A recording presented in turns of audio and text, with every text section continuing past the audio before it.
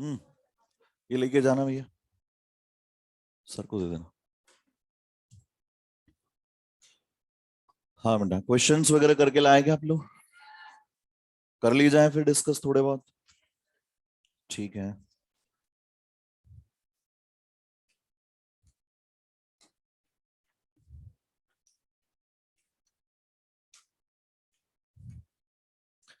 Page number 39 निकालेंगे बेटा।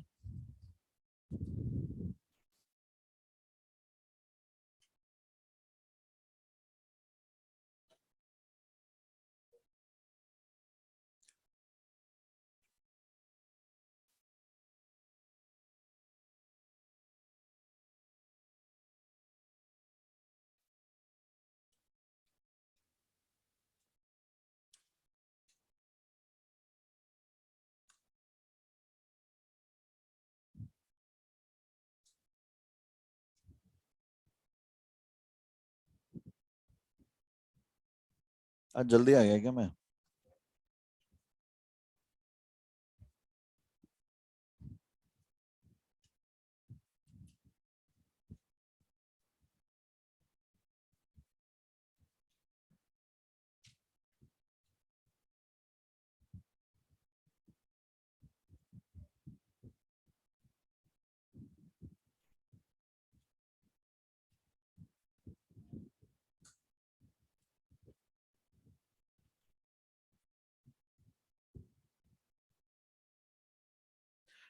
हम बेटा इलस्ट्रेशन नंबर 1 हो गया क्या? पेज नंबर 39 पे इलस्ट्रेशन 1 में कोई डाउट किसी को?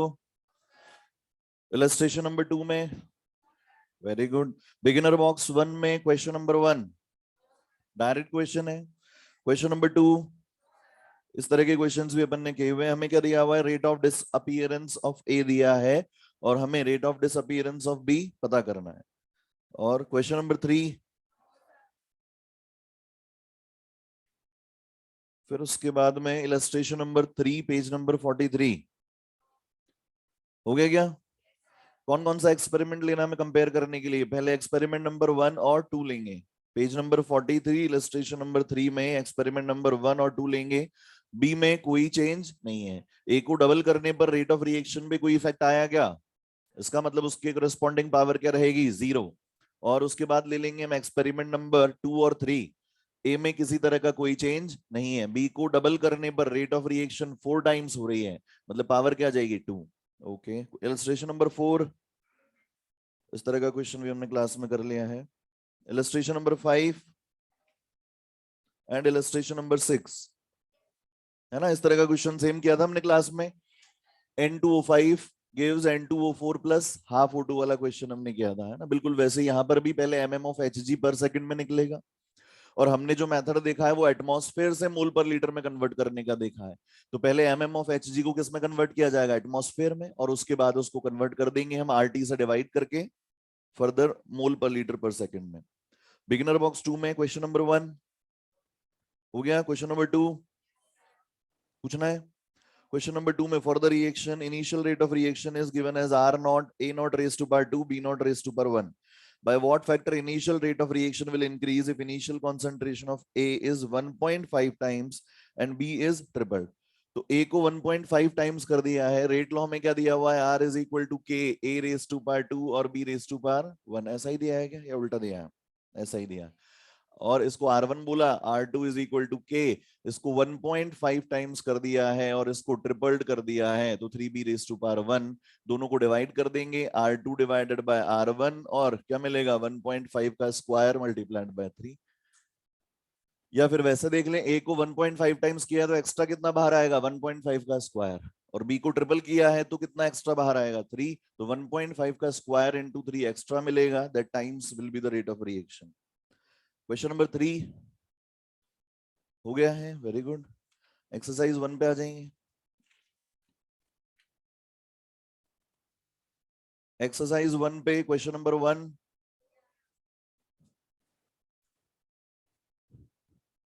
इधर ऑनलाइन वाले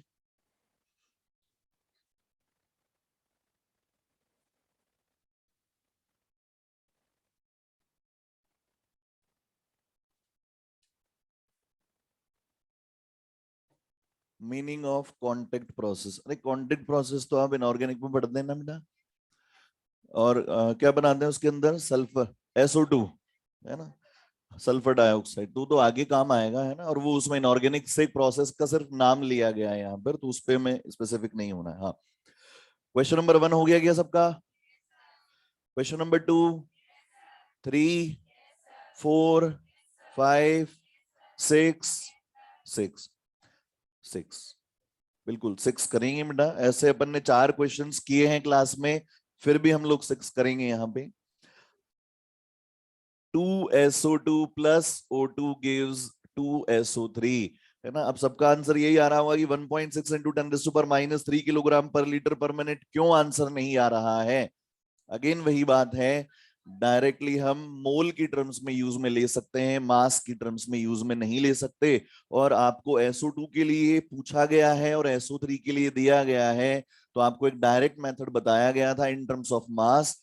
तो आप क्या लिखेंगे यहाँ पे, rate of disappearance of SO2 मास की टर्म्स में डिवाइडेड बाय स्टोइकियोमेट्रिक कोएफिशिएंट, और SO2 का मोलर वेट कितना आ जाएगा 64, rate of appearance of SO3 divided by 2, और यहाँ मोलर वेट ऑफ SO3 कितना है 80। बस यहाँ ये जो रेट ऑफ अपीयरेंस और रेट ऑफ डिसअपीयरेंस है वो किस में है, इन टर्म्स ऑफ मास। अब चाहे वो किलोग्राम में हो या ग्राम में हो, जैसे यूनिट यहां रखोगे वैसे यहां मिलेगी, या जैसे यूनिट यहां रखोगे वैसे यहां मिल जाएगी डायरेक्टली। या फिर एक तरीका क्या है, मोल में बदलो, बदल लेते हैं। हमें दिया हुआ है rate of appearance of SO3 is equal to 1.6 into 10⁻³ kilogram को ग्राम में बदलना पड़ेगा, तो ये 10⁻3, और ग्राम को मोल में बदलने के लिए SO3 के मोलर वेट से डिवाइड कर देंगे। तो इसको क्या लिखा जा सकता है, मोल पर लीटर पर मिनट लिखा जा सकता है। अब रिलेशन अप्लाई कर दो, rate of disappearance of SO2 divided by 2 और rate of appearance of SO3 divided by 2, 2 से 2 कैंसिल आउट होगा, और यही वैल्यू मिल जाएगी 1.6 इंटू 10⁻³ इंटू 10⁻³ डिवाइडेड बाय 80। लेकिन ये किसमें है, मोल पर लीटर पर मिनट में। अब इसको वापस बदलना है किसमें, केजी में। तो अब यहां पर rate of disappearance of SO2, ध्यान देना, 1.6 इंटू 10⁻³ इंटू 10⁻³ डिवाइडेड बाय 80, ये तो क्या है, मोल्स। मोल से मास कैसे निकालेंगे, ग्राम में, मोलर वेट से मल्टीप्लाई करके। मोलर वेट कितना है 64। अब ये किस में हो गया, ग्राम में, लेकिन हमें किस में कन्वर्ट करना है, किलोग्राम में। तो 1000 से डिवाइड कर देंगे, 10⁻³ से मल्टीप्लाई कर देंगे, एक ही बात है। अब किस में आ जाएगा, किलोग्राम पर लीटर पर मिनट। ये कैंसिल आउट हो गया इधर से, और वही रिलेशन निकल के आएगा जो यहां से बनेगा। ठीक है, क्वेश्चन नंबर 7, 8, 9, 10, 11, जिसको नहीं आ रहा बेटा वो सिर्फ हैंड रेज कर ले अपना, है ना। हाँ, 11 में आपको दिया हुआ है एलिमेंट्री रिएक्शन दी हुई, और एलिमेंट्री रिएक्शन में स्टोइकियोमेट्रिक कोएफिशिएंट्स को ही पावर में लिखा जा सकता है क्या, लिख दिया हमने ऐसा ही। और अब इसके बाद क्या बोल रहा है, if pressure of both A and B increased 3 times of the initial pressure, तो बताओ यहां से कितना बाहर आएगा, 3⁻², यहां से कितना बाहर आएगा 3, मतलब rate of reaction will be 27 times of the initial। Question number 12 हो गया। 13 में बेटा आपको ऐड कर देना है, total overall order of reaction कितना आना चाहिए 0.5। तो पहले वाले में पावर्स को ऐड करेंगे तो 1 + 1 + 1 कितना आ गया 3, ऑर्डर 3 नहीं चाहिए, कितना चाहिए 0.5। दूसरे वाले में ऐड करेंगे, ऑर्डर 1.5 आ रहा है, ये भी डिजायर्ड आंसर नहीं है। तीसरे में ऐड करेंगे 1.5 - 1 + 0 कितना आएगा 0.5, और यही हमें चाहिए। चौथे वाले में फिर भी चेक कर लो, 1 + 0 - 2 कितना आएगा -1। ये डिवाइड में है ना, c/2, तो ये ऊपर आएगा तो -2 बनेगा, तो ओवरऑल ऑर्डर क्या हो गया -1। ठीक है, क्वेश्चन नंबर 14, इसमें बोला गया है कि एक रिएक्टेंट के तो डायरेक्टली प्रोपोर्शनल है किसके, स्क्वायर के, और दूसरे रिएक्टेंट के डायरेक्टली इनवर्सली प्रोपोर्शनल है कॉन्सेंट्रेशन के। इसका मतलब इसके कोरेस्पॉन्डिंग पावर कितनी है 2, और इसके कोरेस्पॉन्डिंग पावर कितनी है -1। तो overall order of reaction will be 2 + -1 कितना आ जाएगा 1। order of reaction will be 1. 15 हो गया, 16, 17, 17 में बेटा आप देखें पावर्स में कंफ्यूज नहीं हो, है ना। अगर हम क्वेश्चन नंबर 17 में बताओ कौन कौन सा एक्सपेरिमेंट लिया जाए, फर्स्ट और फोर्थ ले लें क्या? एक्सपेरिमेंट नंबर 1 एंड 4 अगर लिया जाए तो देखो ए को 4 टाइम्स कर दिया क्या? क्या बी में कोई चेंज किया? नहीं किया। और ए को 4 टाइम्स करने पर रेट ऑफ रिएक्शन भी 4 टाइम्स हो गई क्या? अरे देखो इसको 30 इंटू 10⁻³ लिखा जा सकता है क्या? तो बात वही तो हुई। अब पावर्स तो थोड़ी बहुत बदलनी पड़ेंगी बेटा अपने को।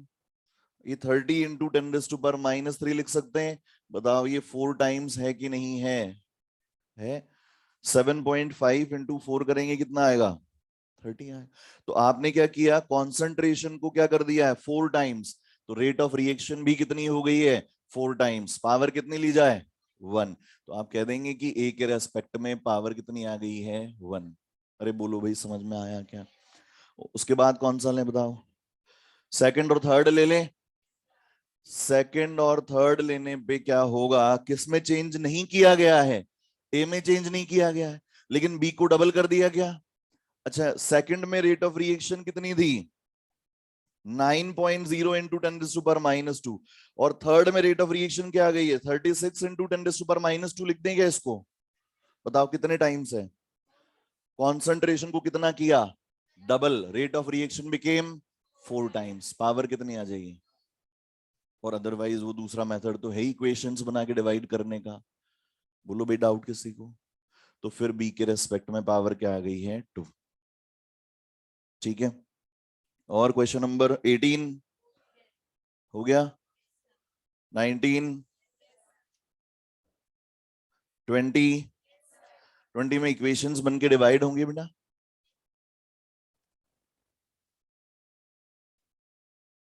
R is equal to K A raised to power 1 B raised to power 1। Rate of reaction पहले कितनी दी हुई है? 0.10। के एज इट इज रखेंगे 0.20 raise to power 1, 0.05 raise to power 1। Second experiment में 0.40 is the rate of reaction.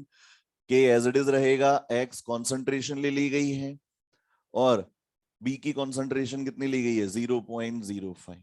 और third में क्या दिया हुआ है? 0.80 इज इक्वल टू के 0.40 और ये कितनी ली गई है? वाई। बताओ एक बार 1 और 2 को डिवाइड कर देंगे तो क्या मिलेगा? x मिल जाएगा। और एक बार 1 और 3 को डिवाइड कर देंगे क्या मिल जाएगा? y।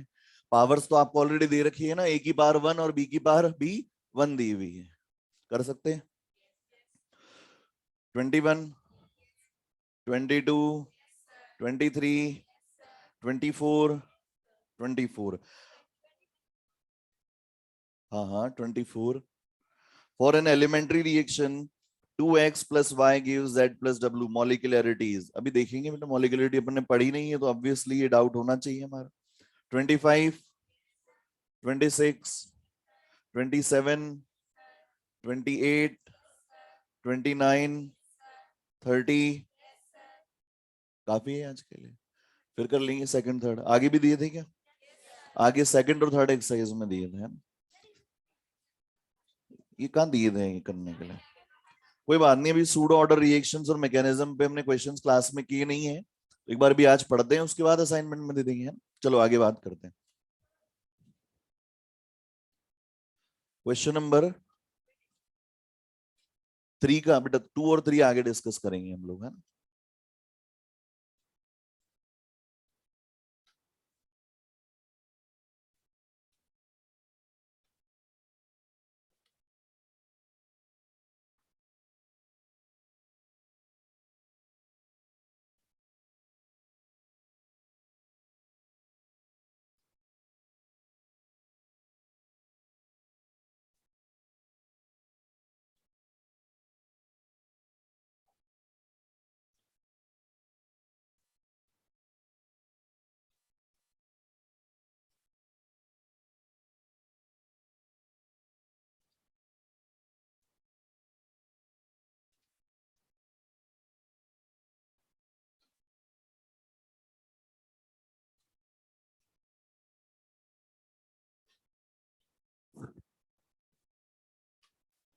हाँ, कहां तक बात कर ली थी हमने लास्ट क्लास में? एलिमेंट्री और कॉम्प्लेक्स रिएक्शंस के बारे में बात की थी बेटा हम लोगों ने। तो हमने कहा था कि ऐसी रिएक्शंस जो सिंगल स्टेप में कंप्लीट हो जाती हैं और ऐसी रिएक्शंस जिनमें स्टोइकियोमेट्रिक कोएफिशिएंट्स ही पावर में देखने को मिलते हैं रेट लॉ एक्सप्रेशन में, those reactions are called as elementary reactions. और कॉम्प्लेक्स रिएक्शंस ऐसे रिएक्शंस जो मल्टीपल स्टेप्स में कंप्लीट होती हैं, एक से ज्यादा स्टेप में कंप्लीट होती है, जिनका एक मैकेनिज्म हमें गिवन होता है, those reactions are called as complex reactions. Complex reactions का हर एक स्टेप क्या होता है? एलिमेंट्री होता है, ठीक है। और हमने कहा था कॉम्प्लेक्स रिएक्शन के लिए रेट लॉ कैसे लिखा जाता है? From slowest step, and that is called rate determining step, या उसको आरडीएस कहा जाता है। और क्यों उस पर डिपेंडेंट है ये अच्छे तरीके से हमने समझ लिया था, ठीक है। अच्छा, अब उसमें हमने लिखा था कि rate law expression should not contain any intermediate, है ना। तो हम उस एग्जाम्पल को एक बार वापस से लेते हैं और फिर देखते हैं कि अगर इंटरमीडिएट आता है तो उसको एलिमिनेट कैसे किया जाए। वैसे देख लिया था हम लोगों ने प्रोबेबली, है ना। तो ये रिएक्शन थी हमारी A2 plus B2 gives 2AB, और इसके स्टेप्स थे। स्टेप 1 में हमने लिखा था A2 जो है ये 2A बना रहा है। स्टेप 2 में हमने लिखा था कि ये जो A है वो B2 से कंबाइन करके AB2 बना रहा है। और थर्ड स्टेप में हमने देखा था कि ये जो AB2 है अगेन A से कंबाइन करके 2AB बना रहा है। इसको हमने लिखा था fast, slow and that is also fast. Points में हमने लिख लिया था कि rate law expression should not contain any intermediate. अच्छा, यहां से रेट लॉ एक्सप्रेशन अगर लिखेंगे तो R is equal to K A raise to power 1 B raise to power 2 लिख दिया जाए, B2 रेस टू पावर 2 लिख दिया जाए, नहीं 1 लिख दिया जाए। बताओ, क्या ये rate law expression as it is चलने दें कि कुछ गड़बड़ है? गड़बड़ है। क्या गड़बड़ है? इंटरमीडिएट आ रहा है, और अगर इंटरमीडिएट आ रहा है तो हमें उसको एलिमिनेट करना रहेगा। एलिमिनेट करने के लिए अगेन 99% क्वेश्चंस में आपको क्या एक रिवर्सिबल स्टेप दिया रहेगा? बिल्कुल नहीं दिया रहेगा, तो हमें आइडेंटिफाई करना है। अब यहाँ रिवर्सिबल स्टेप हमें पहला दिया हुआ है, रिवर्सिबल स्टेप को कैसे यूटिलाइज करना है, उसकी हेल्प से हमें के इक्विलिब्रियम लिखना है। के equilibrium that is equilibrium constant. नहीं पता है तो हमें क्या क्या करना है? प्रोडक्ट की कॉन्सेंट्रेशंस का multiplication raise to power their stoichiometric coefficients divided by reactant की कॉन्सेंट्रेशंस का multiplication raise to power their stoichiometric coefficients. तो यहां पर क्या लिखा जा सकता है? ए is the product, 2 is the stoichiometric coefficient, नीचे A2 is the reactant and 1 is stoichiometric coefficient। हमें क्या हटाना है यहाँ से? A। तो A को एलिमिनेट करने का मतलब ऐसा नहीं है कि A को मिटा दें, लिखे ही नहीं। A को एलिमिनेट करने का मतलब A को किसी और टर्म्स में रिप्लेस किया जाए जो यहाँ एक्सेप्टेबल हो। तो हमने यहां से निकाला A की वैल्यू, तो A निकल के आएगा under root of K equilibrium under root of A2। या फिर हम कह सकते हैं कि equilibrium raise to power 1/2 A2 raise to power 1/2। इसको दिया मान लो हमने नंबर 1, इसको दिया नंबर 2, और from 1 and 2 R is equal to K as it is रहेगा। A की जगह पे ये रख दिया जाए, A की जगह पे हमने लिखा K equilibrium raise to power 1/2, A2 raise to power 1/2 and B2 raise to power 1। इसी को हमने लिख दिया था R is equal to K dash A2 raise to power 1/2 B2 raise to power 1, where k dash is equal to k equilibrium raised to power 1/2 into k। ये दोनों constant हैं, तो इन दोनों का मल्टीप्लिकेशन भी कांस्टेंट हुआ। तो लेट्स एक नया constant that is k dash, और order of reaction will be 1/2 plus 1 that is equal to 3/2। समझ में आ गई बात? ये बेटा आप बाहर प्रॉब्लम काउंटर पे आके डिस्कस कर लें। क्या है बेटा बिना module? Page number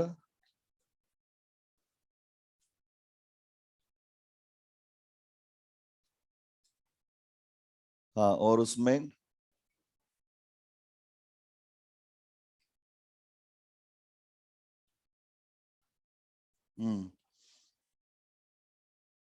in certain complex reaction product is also considered in order calculation। आएगा बेटा अभी जैसे जैसे सवाल करेंगे। अच्छा, आपने डाउट्स हैं वो तब रेज किया करो जब टॉपिक खत्म हो जाए, क्योंकि कहीं ना कहीं हो सकता है सर आगे बताने वाले हैं, है ना, और फ्लो टूट जाए। कोई बात नहीं, अभी पढ़ेंगे, फिर जब लास्ट में खत्म हो जाएगा तब डाउट रहेगा तो पूछ लेंगे, है ना। तो ये समझ में आ गई बात। और ये बात जो अभी सेकंड पॉइंट में हमने बोली, गोल्डन पॉइंट में, कि product can also be appear in the rate of expression, तो ये बात हमने की थी लास्ट क्लास में भी, कि रिएक्टेंट आ सकता है, इवन प्रोडक्ट भी आ सकता है, लेकिन इंटरमीडिएट को कोई जगह नहीं मिलती है किसमें, रेट लॉ एक्सप्रेशन में, क्योंकि इंटरमीडिएट्स क्या है, इंटरमीडिएट कभी भी कुछ भी बन सकता है, रिएक्टेंट और प्रोडक्ट तो कांस्टेंट रहेगा, अगर मैकेनिज्म बदला तो हो सकता है कुछ और इंटरमीडिएट बन जाए, तो इंटरमीडिएट की किसी तरह की कोई आइडेंटिटी नहीं है, रिएक्टेंट की है, प्रोडक्ट की है, तो कॉम्प्लेक्स रिएक्शंस में प्रोडक्ट भी अपीयर हो सकता है किसमें, रेट लॉ एक्सप्रेशन में। क्लियर है इतनी बात, ये सबके समझ में आया। अच्छा, ये आइडेंटिफाई कैसे करना है अगर रिवर्सिबल स्टेप नहीं दिया गया हो तो, ये भी क्लियर है क्या। हमें किसको एलिमिनेट करना है, ए को एलिमिनेट करना है। अब तीनों स्टेप्स पे आ जाओ, इसमें से ये वाला स्टेप तो गायब हो गया, क्योंकि इसी की मदद से हमने क्या लिखा है, रेट लॉ एक्सप्रेशन। इसके अलावा दोनों स्टेप्स को देखते हैं। पहले स्टेप को देखेंगे, यहां से ए अगर निकाला जाएगा, इसके लिए के इक्विलिब्रियम लिखेंगे मान लो, तो जब ए निकाला जाएगा तो किस किस की टर्म्स में आएगा, के इक्विलिब्रियम और A2 की टर्म्स में। के इक्विलिब्रियम कांस्टेंट है, एक्सेप्टेबल है, A2 क्या है, मेन रिएक्शन में है, मतलब ये भी एक्सेप्टेबल है, इसीलिए this is the appropriate step. ये वाला स्टेप एप्रोप्रिएट क्यों नहीं है, क्योंकि जब यहां से ए को एलिमिनेट करने की कोशिश करेंगे, वो ए बी की टर्म्स में आएगा, ए बी को रख सकते हैं लेकिन ए बी टू को नहीं रख सकते, बिकॉज ए बी टू क्या है, अगेन एक इंटरमीडिएट है, that can not appear in the rate law expression. Clear है। अच्छा, उसके बाद हेडिंग नोट करेंगे, मॉलिक्यूलैरिटी। मॉलिक्यूलैरिटी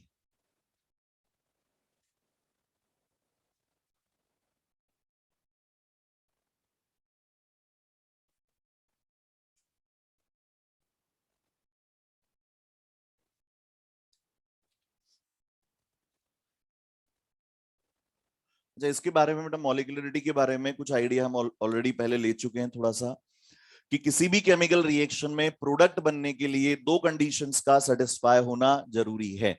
वन इज ओरिएंटेशन फैक्टर और दूसरा एनर्जी फैक्टर। प्रॉपर ओरिएंटेशन भी होना चाहिए, और जो कोलाइडिंग मॉलिक्यूल्स हैं वो प्रॉपरली, उनमें एनर्जी जो है वो थ्रेशोल्ड के बराबर या उससे ज्यादा भी होनी चाहिए, तभी क्या होगा, प्रोडक्ट फॉर्मेशन होगा। अब जब आप सिंगल स्टेप रिएक्शन की बात कर रहे हैं, सिंगल स्टेप रिएक्शन में सारा काम एक ही बार में हो रहा है क्या, अरे बोलो भाई, तो अकेले मॉलिक्यूल का डिकम्पोज कर जाना, ब्रेक कर जाना, ये पॉसिबल है। रिएक्शन कंटेनर में ऐसा हो कि एक मॉलिक्यूल है और वही टूट गया है दो मॉलिक्यूल्स में या तीन मॉलिक्यूल्स में, इट इज पॉसिबल। दो रिएक्टेंट्स का या दो मॉलिक्यूल्स का एक ही बार में कंटेनर में आपस में कोलाइड कर जाने की प्रोबेबिलिटी है, क्योंकि एक कंटेनर में जितने भी कॉलिजन्स हो रहे हैं, उन सभी कॉलिजन्स में हमारी डिमांड क्या है, हमारी डिमांड ये है कि दो इस तरह से स्फेरिकल एटम्स हो और ये दोनों प्रॉपरली एक दूसरे की डायरेक्शन में ही जा रहे हो, और इनकी एनर्जी भी थ्रेशोल्ड एनर्जी के बराबर या उससे ज्यादा हो, ऐसा पॉसिबल है। तो इस तरह के कॉलिजन्स हैं वो बहुत कॉमन है। इसका मतलब दो मॉलिक्यूल्स का आपस में एक ही बार में टकरा के प्रोडक्ट बना लेना बहुत कॉमन है। लेकिन अगर हम बात करें तीन मॉलिक्यूल्स की, तो बेटा तीन मॉलिक्यूल्स का एक ही बार में एक ही टाइम पे कोलाइड करके एक सिंगल प्रोडक्ट बना लेने की प्रोबेबिलिटी की बात करें, क्या क्या कंडीशंस होनी चाहिए। पहली बात तो अगर इनको सेम प्लेन में होना चाहिए, तीनों को सेम प्लेन में होना जरूरी है। तो एक थ्री डायमेंशनल रिएक्शन हम देख रहे हैं, कंटेनर में इतने सारे मॉलिक्यूल्स हैं और तीन स्फेरिकल एटम्स का एक ही सेम प्लेन में होना, प्लस सेम डायरेक्शन में इस तरीके से मोशन करना, ये इस तरफ से ये इस तरफ मोशन कर रहा हो, मतलब ये तीनों, एक उधर से आ रहा है, एक इधर से आ रहा है और एक इधर से आ रहा है, तीनों सेम प्लेन में आए और इनकी वेलोसिटीज इस तरह से हो कि ये तीनों एक ही टाइम पे एक साथ कोलाइड करें, तब जाके क्या होंगे, तीन मॉलिक्यूल एक साथ कोलाइड करके सिंगल प्रोडक्ट बना पाएंगे। एक रिएक्शन में एक ऐसा होना बहुत रेयर है कि तीन एटम्स या मॉलिक्यूल्स हो, सेम प्लेन में हो और इस तरह से टकरा रहे हो कि सेम टाइम पे तीनों एक जगह पे इफेक्टिवली जाकर कोलाइड करें, ऐसा होना बहुत रेयर है बट पॉसिबल है। और अगर और आगे बढ़ेंगे तो ये चार मॉलिक्यूल्स अगर हम ले रहे हैं, चार मॉलिक्यूल्स का एक ही बार में एक साथ एक ही जगह पे टकरा के प्रोडक्ट बना पाना इम्पॉसिबल है, ये पॉसिबिलिटी नहीं है। इसका मतलब चार मॉलिक्यूल अगर हैं तो वो एक साथ कोलाइड करके प्रोडक्ट नहीं बना सकते। तो फिर रिएक्शन कैसे होती है? इंटरमीडिएट बना लेते हैं। जैसे ये मान लो इन दोनों ने या इन तीनों ने एक बार में कॉलिजन किया, एक इंटरमीडिएट बनाया। अब ये इंटरमीडिएट के मॉलिक्यूल्स और ये बचा हुआ रिएक्टेंट का मॉलिक्यूल कभी आमने सामने आए इस तरीके से और फिर किस में कन्वर्ट हुए? प्रोडक्ट में। तो it will be a complex reaction, it will be a multiple step reaction. तो मॉलिक्यूलरिटी का मतलब क्या हुआ, कोई बता सकता है? The number of colliding molecules in elementary reaction, the number of colliding molecules in elementary reaction, या फिर हम कह सकते हैं the number of reactant molecules in an elementary reaction। तो क्या ये कहा जा सकता है कि मॉलिक्यूलरिटी केवल और केवल किसके लिए डिफाइंड है? एलिमेंट्री के लिए। कॉम्प्लेक्स रिएक्शन की मॉलिक्यूलरिटी मीनिंगलेस। ठीक है, तो लिखेंगे पहला point, the number of reactant molecules in elementary reaction, molecularity is only defined for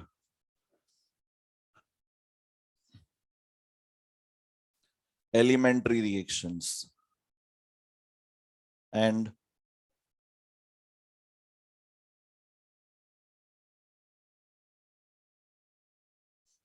molecularity of complex reaction is meaningless।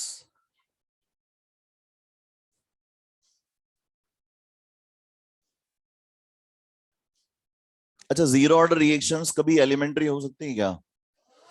और फ्रैक्शनल ऑर्डर रिएक्शंस नहीं हो सकती हैं।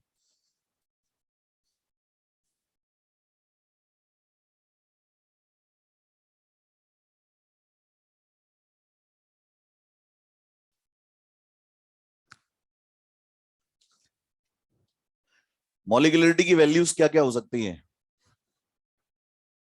क्या जीरो हो सकती है? क्या हम ऐसा कह सकते हैं कि जीरो मॉलिक्यूल्स आपस में कोलाइड किए और प्रोडक्ट बना लिए? वन हो सकती है, डिकम्पोज हो सकता है। दो मॉलिक्यूल्स टकरा सकते हैं, तीन मॉलिक्यूल्स भी टकरा सकते हैं, लेकिन चार नहीं टकरा सकते, एक बार में प्रोडक्ट नहीं बना सकते। अच्छा, क्या फ्रैक्शनल वैल्यू हो सकती है मॉलिक्यूलरिटी की? नहीं हो सकती, क्योंकि हम आधे मॉलिक्यूल के कोलिजन को कंसीडर नहीं करेंगे। या तो एक मॉलिक्यूल होगा, या दो होंगे, या तीन होंगे। मतलब values of molecularity can only be one, two and three. तीन से ज्यादा पॉसिबल नहीं होगा, क्योंकि उनका एक ही बार में टकरा के प्रोडक्ट बना पाना इम्पॉसिबल है। ठीक है। अच्छा, क्या ऐसा कहा जा सकता है कि for elementary reactions order is equal to molecularity? किसी की नहीं समझ में आ रहा हो तो पूछ ले बेटा। Order is equal to molecularity. मान लो कोई एक एलिमेंट्री रिएक्शन गिवन है, A plus 2B gives product, और इसके लिए कहा गया है दिस इज एलिमेंट्री। बताओ, इसके लिए आप रेट लो एक्सप्रेशन क्या लिखेंगे? R is equal to K, A raise to power 1 B raise to power 2 लिख देंगे डायरेक्टली। ऑर्डर कितना हुआ? Order is equal to 3। And what is molecularity? That is also 3। तो एलिमेंट्री रिएक्शन में order और molecularity क्या रहेंगे? बराबर रहेंगे। अच्छा, और एक और स्टेटमेंट ध्यान से समझेंगे, इधर ध्यान दें। Molecularity of slowest step in complex reaction is equal to order of the complex reaction. क्या ऐसा कहा जा सकता है या कंडीशनल है? बिल्कुल सही है। अगर उसमें इंटरमीडिएट नहीं है, अगर स्लोवेस्ट स्टेप में इंटरमीडिएट नहीं है, तो हम डायरेक्टली रेट लॉ एक्सप्रेशन लिख देंगे और उसमें किसी को एलिमिनेट करने की जरूरत भी नहीं है, और वही हमारा क्या रहेगा, पूरी रिएक्शन का रेट लॉ एक्सप्रेशन। और ऑर्डर भी कहां से डिटरमाइन करेंगे, वहीं से। लेकिन अगर उसमें इंटरमीडिएट आता है तो फिर ये स्टेटमेंट ट्रू नहीं होगा, क्योंकि हमें नहीं पता कि उस इंटरमीडिएट को रिप्लेस करने पर जो नई कॉन्सेंट्रेशन वहां पर आएगी उसकी पावर में क्या आएगा। क्लियर है क्या? कोई कंफ्यूजन किसी तरीके का? अगर रेट लॉ एक्सप्रेशन का स्लोवेस्ट स्टेप जो है उसमें इंटरमीडिएट नहीं है तो डायरेक्टली रेट लॉ एक्सप्रेशन लिखा जाता है, तो उस केस में ऑर्डर और मॉलिक्यूलरिटी क्या हो गई, बराबर। लेकिन अगर इंटरमीडिएट आया तो we have to eliminate the intermediate, तो इसलिए हम डायरेक्टली नहीं कह सकते कि ऑर्डर और मॉलिक्यूलरिटी बराबर होगी।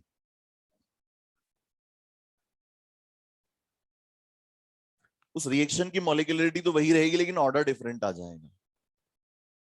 भाई जैसे यहां पर वो जो रिएक्शन ली थी हमने, a plus B two gives, second step देखें अपने, जो लास्ट क्वेश्चन हमने देखा था, a plus B two gives A B two लिखा था। अब उसमें इंटरमीडिएट आ रहा है, रेट लॉ एक्सप्रेशन क्या लिखा, r is equal to K A raise to power 1 B two raise to power 1।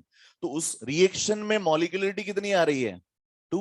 तो उस रिएक्शन की उस स्टेप की मॉलिक्यूलरिटी तो 2 ही रहेगी, लेकिन ऑर्डर ऑफ रिएक्शन 2 नहीं आया, ऑर्डर ऑफ रिएक्शन कितना आया था, 1.5। ठीक है बात इतनी। तो is equal to order of the complex reaction if it does not contain intermediate।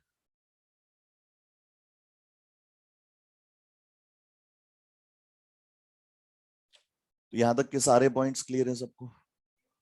Order क्या है, मॉलिक्यूलरिटी क्या है, ऑर्डर और मॉलिक्यूलरिटी में डिफरेंस क्या है, बताओ क्या सबसे बड़ा डिफरेंस है? Order is experimental, molecularity is theoretical, क्योंकि उसमें रिएक्टेंट मॉलिक्यूल्स का नंबर देखकर आप डायरेक्टली मॉलिक्यूलरिटी की बात कर लेते हैं। तो ये भी कह सकते हैं it is a theoretical quantity.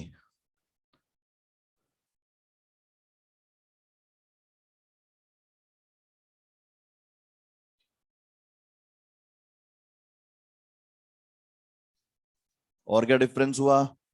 Order की वैल्यू कुछ भी हो सकती है, 0 1 2 फ्रैक्शनल में, नेगेटिव में, लेकिन मॉलिक्यूलरिटी की वैल्यू केवल 1 2 या 3।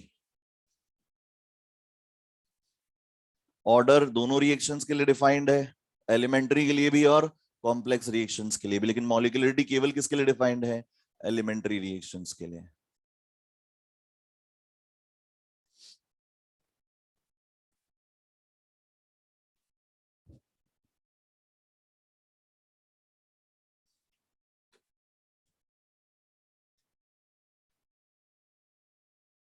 अच्छा, हेबर्स प्रोसेस जो देखते हैं बेटा, N2 plus 3H2 gives 2NH3, क्या उसमें मॉलिक्यूलरिटी 4 है क्या? क्यों? पॉसिबल ही नहीं है मॉलिक्यूलरिटी 4। एक N2 का और 3H2 के मॉलिक्यूल एक बार में कोलाइड करके प्रोडक्ट बना ही नहीं सकते हैं, तो उसकी बात ही करना फिजूल है। अरे अभी भी तुमने लिखा molecularity of a complex reaction is meaningless. तो अगर N2 plus 3H2 gives 2NH3 दिया है, मतलब हमें ऑलरेडी पता है कि this reaction can not be elementary reaction, it is a complex reaction.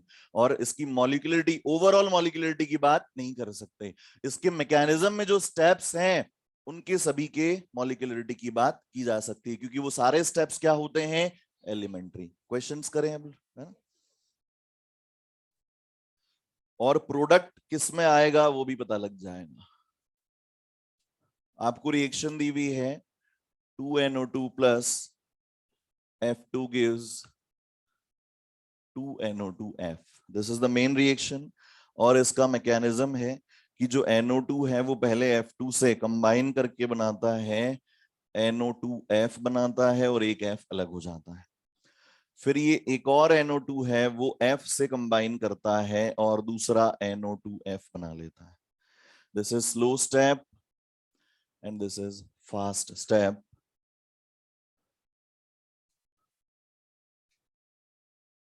और आपको बताना है इसमें what is the order of reaction. Let's say this is K1 and this is K2.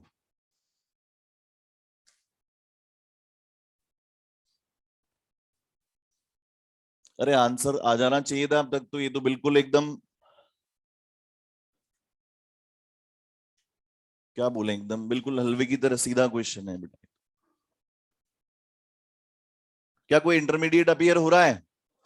Slowest step हमने देखा, कौन सा वाला है? ऊपर वाला। इसी को देखकर हमने रेट लो एक्सप्रेशन लिखा, R is equal to K1 NO2 raise to power 1 F2 raise to power 1। ये तो हमने लिख दिया। आप चेक करो क्या इसमें कोई इंटरमीडिएट है? NO2 क्या मेन रिएक्शन में है? मतलब इंटरमीडिएट नहीं है। F2 क्या मेन रिएक्शन में है? मतलब ये इंटरमीडिएट नहीं है। मतलब आपका काम यही खत्म हुआ। ऑर्डर कितना आ गया? 2। तो इस तरह की रिएक्शंस के लिए कहा गया था कि molecularity of the slowest step is equal to order of the complex reaction. बोलो कहा जा सकता है। अब देखें,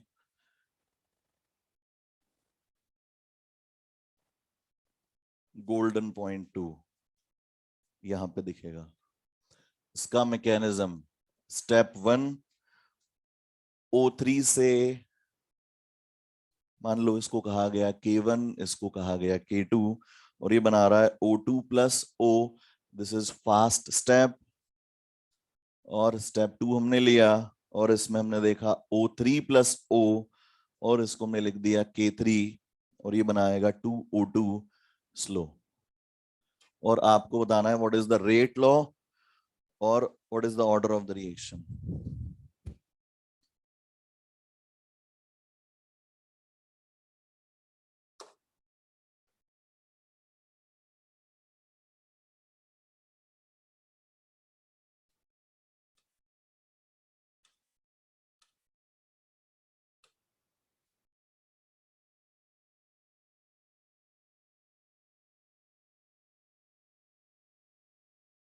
थ्री 1 अभी चेक करते हैं।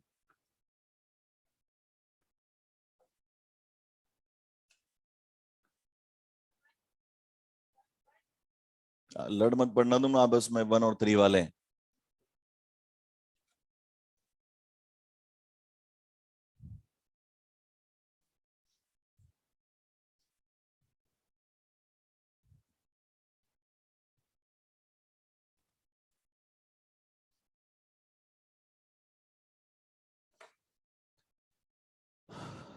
हम ही सॉल्व कर दें क्या, या कर रहे हो कोशिश?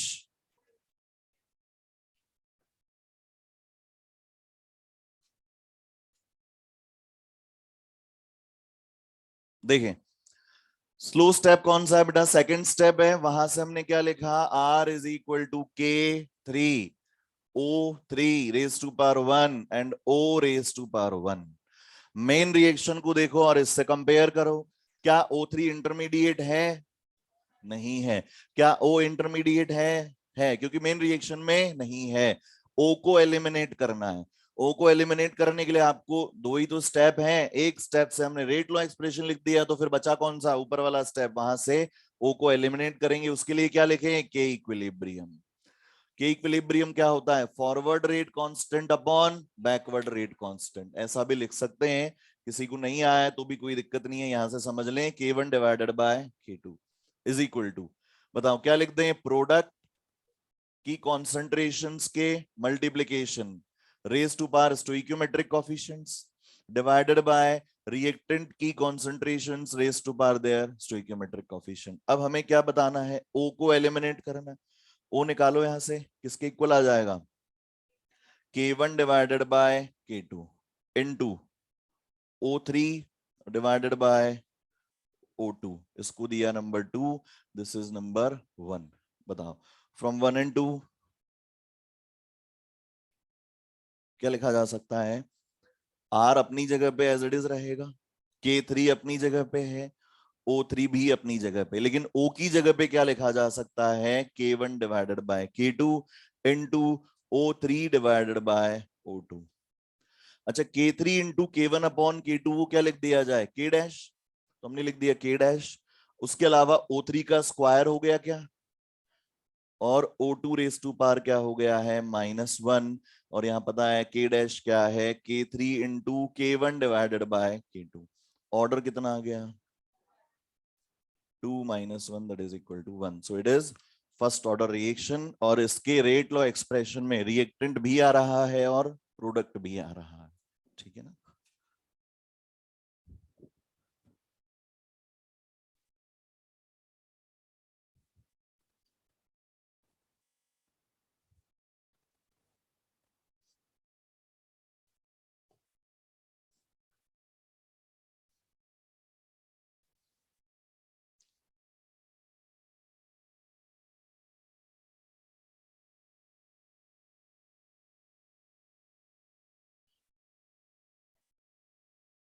हाँ बिल्कुल बेटा, जैसे मान लो अगर आपकी रिएक्शन इस तरह से है, N1A plus N2B gives,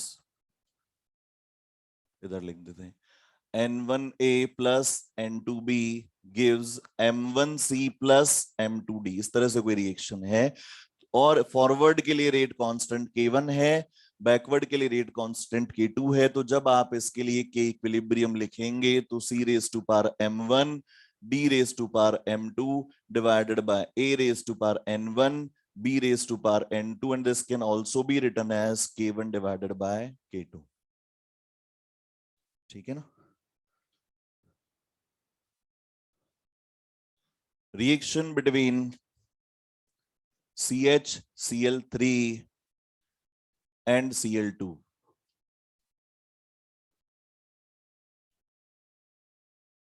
occurs as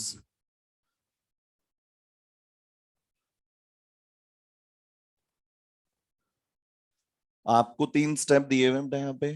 first step में दिया है Cl2 पहले ब्रेक होता है 2 Cl में, फिर उसके बाद में CH Cl3 जो है वो एक Cl से रिएक्शन करके CCl3 बनाता है और HCl बनाता है, और थर्ड स्टेप में क्या हो रहा है, CCl3 जो है वो Cl से रिएक्शन करके CCl4 बनाता है। 3 स्टेप दिए हुए हैं। बड़ा क्वेश्चन है, आंसर बहुत छोटा है। If order with respect to CHCl3 is 1 and with respect to Cl2 is 1/2,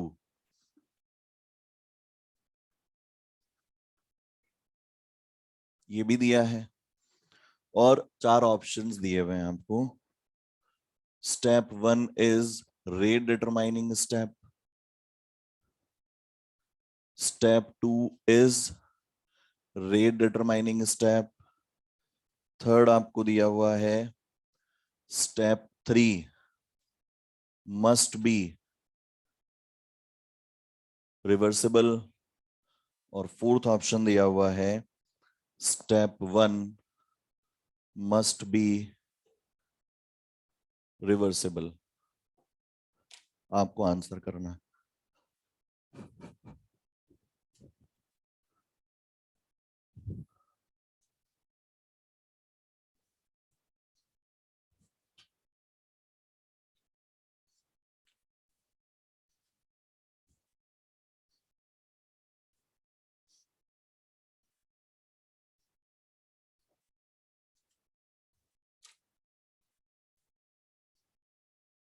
अच्छा, ये वैसा क्वेश्चन है, only first is correct, only first and second is correct, first second third are correct, first second third fourth are correct, इस तरह से, मतलब आपको एक से ज्यादा सही ऑप्शंस मिल सकते हैं यहाँ पर।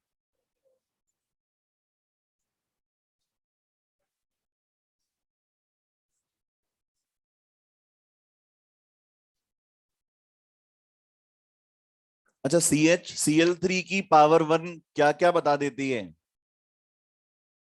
CHCl3 रेज टू पावर 1 हो गया क्या? बोला गया है ना उधर, विद रेस्पेक्ट टू CHCl3 कितना पावर है? 1। तो CHCl3 की पावर 1 क्या बता रही है कि रेट लॉ एक्सप्रेशन में कौन प्रेजेंट है कंपल्सरीली? CHCl3। और वो क्यों प्रेजेंट है, वो कहां होगा, रिएक्टेंट साइड या product side? Reactant side present होगा। मतलब रेट डिटरमाइनिंग स्टेप में CHCl3 का प्रेजेंट होना जरूरी है कि नहीं है। मतलब आपका कौन सा स्टेप जो है वो रेट डिटरमाइनिंग स्टेप है, केवल इसी में CHCl3 है। अब दिमाग में ये भी आ सकता है कि CHCl3 हो सकता है एलिमिनेशन के प्रोसेस से आया हो, तो CHCl3 एलिमिनेशन के प्रोसेस से आएगा तो भी किस में आएगा, डिवीजन में आएगा बेटा फिर, क्योंकि तो डिवाइड में चला जाएगा। या फिर आपको सीधा सा ही ध्यान रखना है इसकी पावर कितनी आ रही है 1, इसका मतलब ये रेट डिटरमाइनिंग स्टेप में या स्लोवेस्ट स्टेप में प्रेजेंट है। मतलब ये जो स्टेप है आपका second step, this must be rate determining step, this must be slowest step. यहां तक कोई दिक्कत किसी को?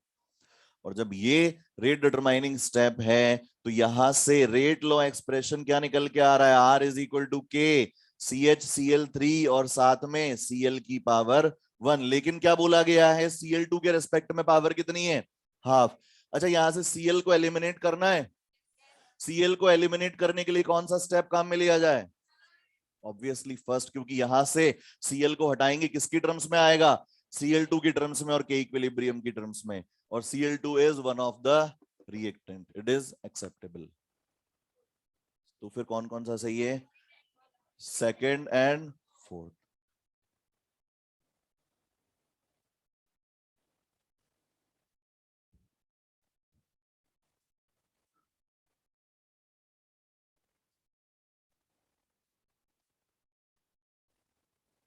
तो मैकेनिज्म वाले क्वेश्चंस में किसी तरह की कोई दिक्कत नहीं आएगी हम लोग को, ठीक है।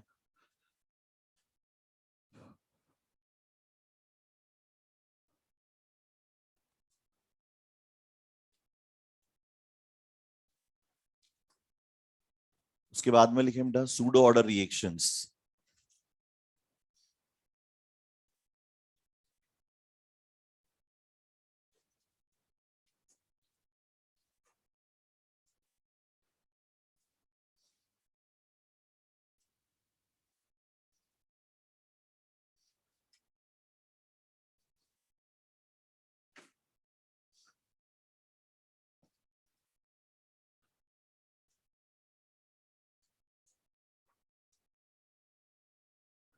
Pseudo first order reactions.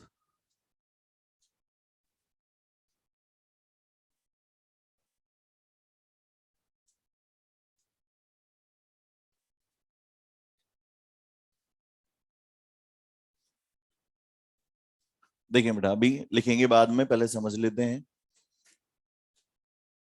CH3COO को वाटर के साथ में आपने लिया in presence of H plus, मतलब एसिडिक मीडियम में, तो ये क्या बना रहा है, CH3COOH और C2H5OH, मतलब hydrolysis of ester in acidic medium. It is an elementary reaction, it is an elementary reaction. अब ये एलिमेंट्री रिएक्शन है तो बताओ इसकी मॉलिक्यूलरिटी कितनी है, मॉलिक्यूलरिटी कितनी है, 2 है भाई। 2 मॉलिक्यूल नजर आ रहे हैं क्या, it is an elementary reaction, तो हमें पता है मॉलिक्यूलरिटी कितनी आ रही है 2, बट इसका ऑर्डर कितना है 1। तो ऐसी एलिमेंट्री रिएक्शन, इसको अलग से क्यों लिया गया है, सूडो ऑर्डर रिएक्शंस में क्यों लिया गया है, क्योंकि अगर ये एलिमेंट्री है तो order should be equal to molecularity. तो कायदे से ये क्या होनी चाहिए, सेकंड ऑर्डर की रिएक्शन होनी चाहिए, लेकिन इसका ऑर्डर क्या है, फर्स्ट ऑर्डर रिएक्शन है। तो those reactions in which order is 1 but molecularity is more than 1, molecularity is more than 1 are called as pseudo first order reactions। तो यहां पर अगर हम लिखेंगे R is equal to K CH3COOC2H5 raise to power 1, और H2O raise to power भी 1 आना चाहिए था, लेकिन H2O की पावर क्या ली जाती है 0। रीजन क्या है, in this process concentration of H2O या H2O जो है वो किस में लिया गया है, एक्सेस में लिया गया है। अब इस चीज को दिमाग में बिठा लें, रटने वाली चीज नहीं है। एक्सेस में लेने का मतलब है उसको मीडियम बना लिया गया है, मतलब कि इतना बड़ा कंटेनर आपने लिया इस रूम जितना बड़ा, और मान लो उसमें 1 मोल CH3COO C2H5 आपने मिलाया है, रिएक्शन हो रही है और क्या बन रहा है, CH3COOH बन रहा है और साथ में C2H5OH बन रहा है।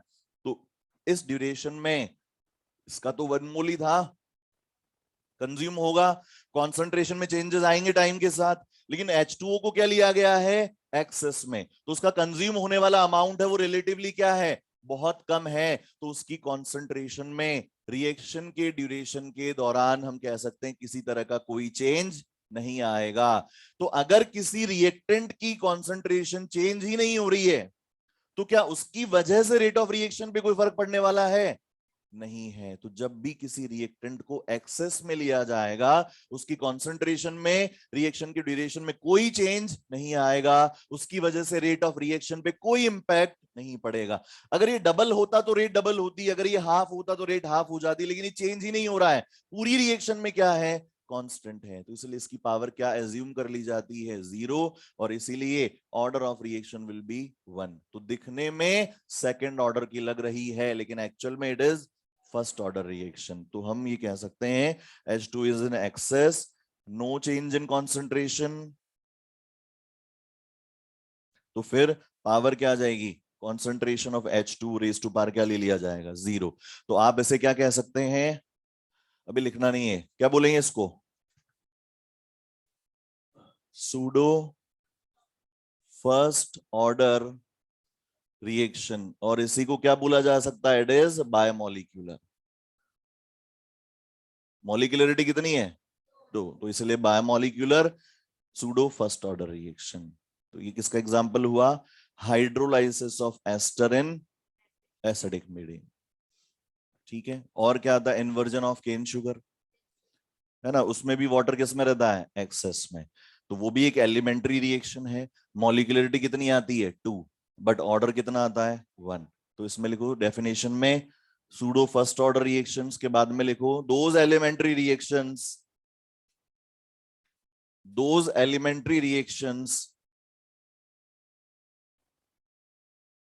in which order is 1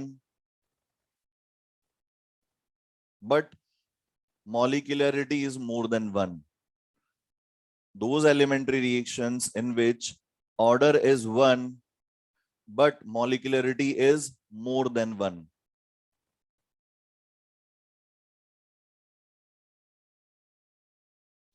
hydrolysis of ester in acidic medium।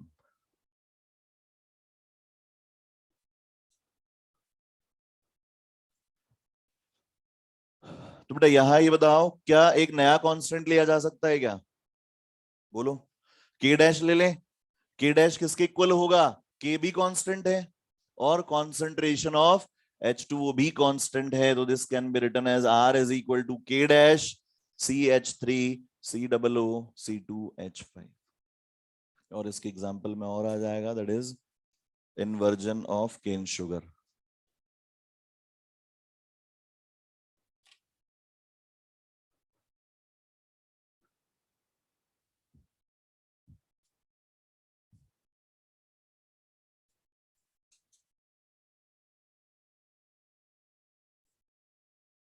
Pseudo order reactions में मोस्टली ये दो ही एग्जांपल पूछे जाते हैं। एक और एग्जांपल है वो हम देख लेते हैं उसके बाद।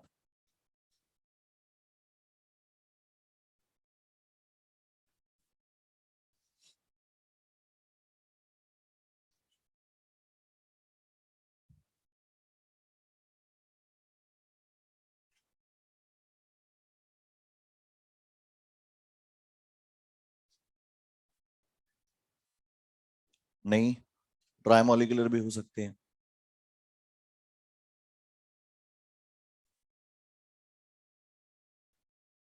यूनिमोलिकुलर, सूडो यूनिमोलिकुलर, है ना, तो जैसे सूडो फर्स्ट ऑर्डर है, सूडो यूनिमोलिकुलर, वैसे बायोमोलिकुलर है और सूडो वर्ड लगाएंगे तो सूडो यूनिमोलिकुलर। तो दिखने में बायोमोलिकुलर बट एक्चुअल में यूनिमोलिकुलर, तो सूडो यूनिमोलिकुलर बोला जा सकता है उसको।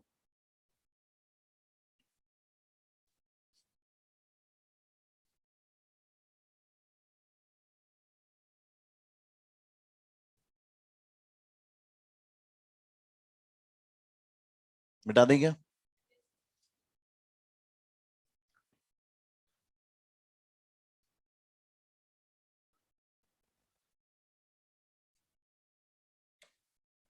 अच्छा, इसमें एक आता है बेटा hydrolysis of ester in basic medium. इसमें क्या होता है? CH3 COO C2H5 plus H2O that is in excess, और ये किसकी प्रेजेंस में? बेसिक मीडियम OH माइनस, तो अगेन वही CH3COOH और C2H5OH बनेगा। इसके लिए R is equal to K CH3COOH raise to sorry CH3COO C2H5 raise to power 1, H2O raise to power 0 और OH minus raise to power 1 आता है।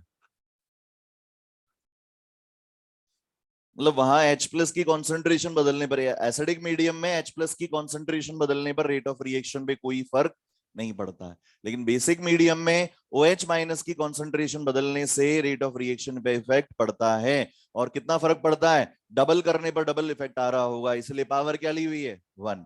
तो इस केस में क्या हुआ? इट इज बायोमोलिक्यूलर तो है ही, साथ में सेकेंड ऑर्डर रिएक्शन भी है।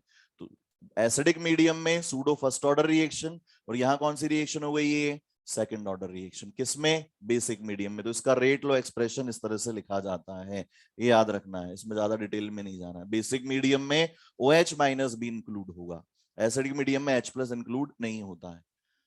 हाँ, यूं कह सकते हैं कि रटने का है या याद करने का।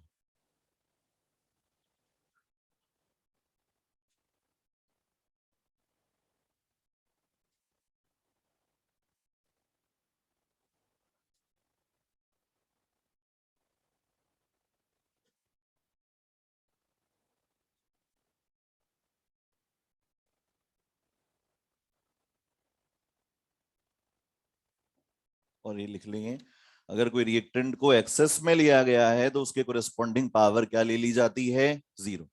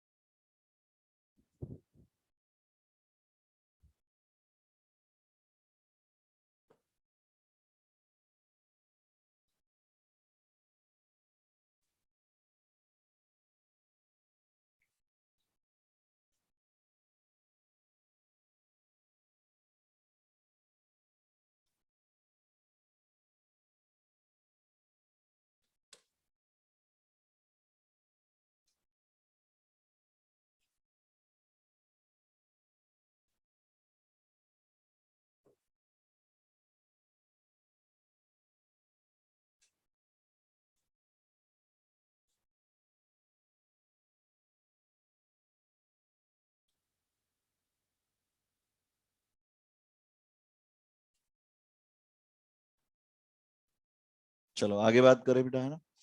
अच्छा, ये जो K डैश हमने लिखा है उसमें K × H2 लिखा है, उसमें H2 की यूनिट क्या रहेगी? H2 की पावर क्या रहेगी? Sorry, K dash is equal to K × H2 जो लिया है उसमें H2O की पावर क्या रहेगी? उसमें 1 आएगी बेटा। उसकी पावर 0 कर दी तो फिर बात खत्म सारी, फिर तो K डैश और K में डिफरेंस क्या रहा? अरे कांस्टेंट लिया है अपन ने, इसीलिए उसकी पावर 0 एज्यूम की गई है। नहीं समझे बात को? K dash is equal to K into concentration of H2 raise to power 1 है। ये कांस्टेंट है, इसकी वजह से रेट ऑफ रिएक्शन पे कोई इफेक्ट नहीं पड़ रहा है। तो जब आप ऑर्डर कंसीडर कर रहे हैं ओवरऑल रिएक्शन का तो इसको 0 ले रहे हैं, अदरवाइज H2O तो इसकी कॉन्सेंट्रेशन की पावर क्या ली जाएगी? 1। अगर ये नहीं है, मान लो इसकी पावर 0 कर दी तो ये क्या हो गया? 1। तो फिर तो K डैश और K में डिफरेंस क्या हुआ? नहीं है। तो K डैश अलग है, K अलग है। इनके हिसाब से कई बार K डैश निकालने के लिए कहा जाए तो जो भी K की वैल्यू दी गई हो उसको कॉन्सेंट्रेशन ऑफ H2O से मल्टीप्लाई करना है। That is, what is concentration of H2O? जो भी है 55.55 मोलर रखनी है अपने को, ठीक है ना। H2O की कॉन्सेंट्रेशन क्या रखनी है? 55.55 मोलर, है ना। अब ऐसा लग रहा होगा ये पता नहीं कहां कहां से चीजें निकाल के ला रहे हैं सर, 55.55 बोल दिया है। आएगा बेटा आगे, जैसे जैसे चीजें सीखेंगे अपन वैसे वैसे आता जाएगा। आयनिक इक्विलिब्रियम में हम ये वाला पार्ट डील करते हैं, है ना। ठीक है।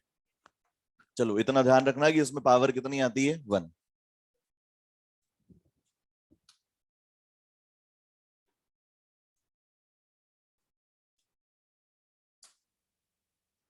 चलो अच्छा, ये वाला क्वेश्चन तो बता सकते हैं कि अगर आपको रेट लॉ एक्सप्रेशन दिया हुआ है R is equal to K raise to power 2 B raise to power 1, और अगर आपसे कहा जाए कि B is taken in excess, what is the order of reaction? Order of reaction कितना है, 2। बी के रेस्पेक्ट में पावर क्या एज्यूम कर लेंगे, 0। ओके, तो बेटा ये जो इंटीग्रेटेड रेट एक्सप्रेशंस है उनको पढ़ने से पहले एक बार लॉग और एंटी लॉग की बात कर ली जाए।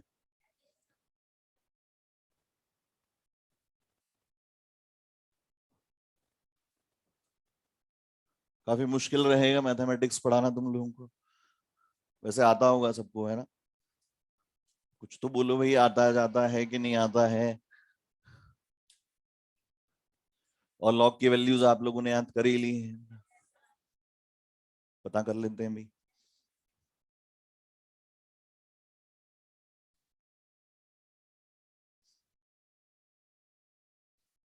सब जगह कॉन्फिडेंस नजर आ रहा है।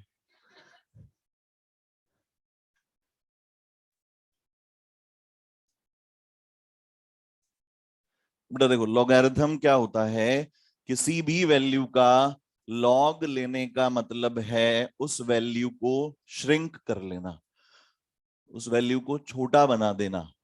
लॉगरिथम लेना मतलब उस वैल्यू को श्रिंक कर लेना, उस वैल्यू को छोटा बना देना। अब छोटा बनाने के लिए कोई ना कोई बेस हमारे पास होना चाहिए। जैसे मान लो आपने 16 है, अब 16 को आप छोटा बनाना चाहते हैं तो 2 रेज टू पावर 4 लिख देते हैं। तो बेस क्या बना लिया है आपने, 2। तो ये तो कौन सा तरीका हुआ, स्क्वायर करने का या क्यूब करने का या पावर 4 करने का या अंडर रूट या 1/4 रूट या 1/3 रूट, इस तरह से ये मेथड्स हैं।